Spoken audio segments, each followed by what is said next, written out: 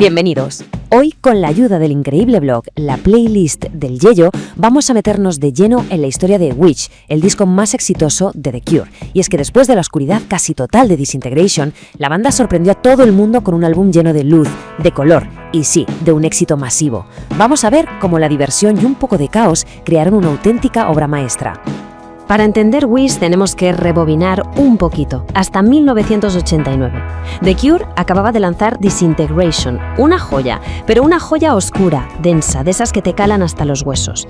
Los catapultó a la fama mundial, sí, pero como dijo el propio Robert Smith, fue un proceso salvaje. Y esa era la gran pregunta. ¿Qué haces después de parir un disco así? La presión era brutal. Todo el mundo esperaba más de lo mismo, otra dosis de esa oscuridad que los había hecho enormes. Pero Robert Smith y los suyos, bueno, digamos que tenían otros planes. Lo primero que hicieron fue romper con todo lo anterior. En lugar de repetir la fórmula del éxito, decidieron cambiar por completo su forma de trabajar, empezando por cómo componían la música.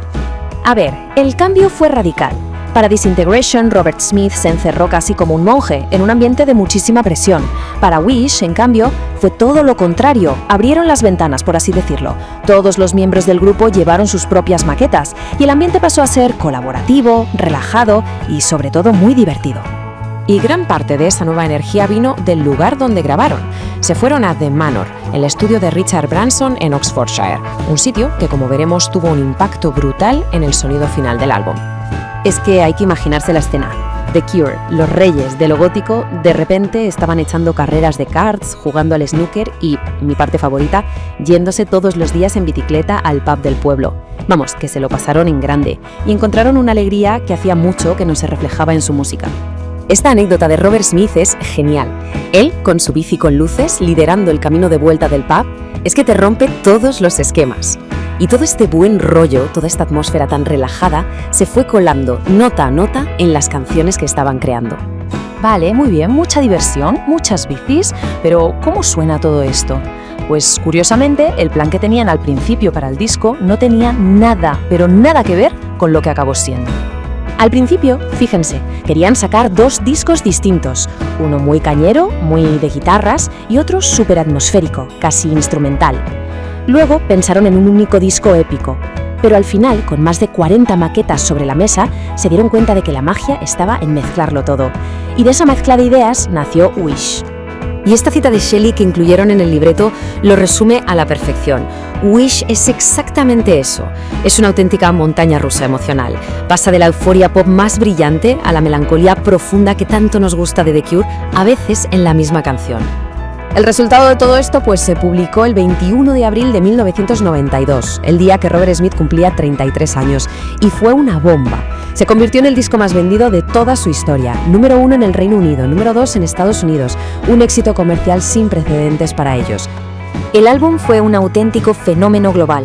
Pero claro, llegar a la cima tiene un precio, y para The Cure ese triunfo supuso también el final de una era.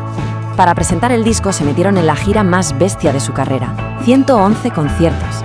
Se dice pronto, 111 conciertos por todo el planeta. Una auténtica paliza que inevitablemente les pasó factura.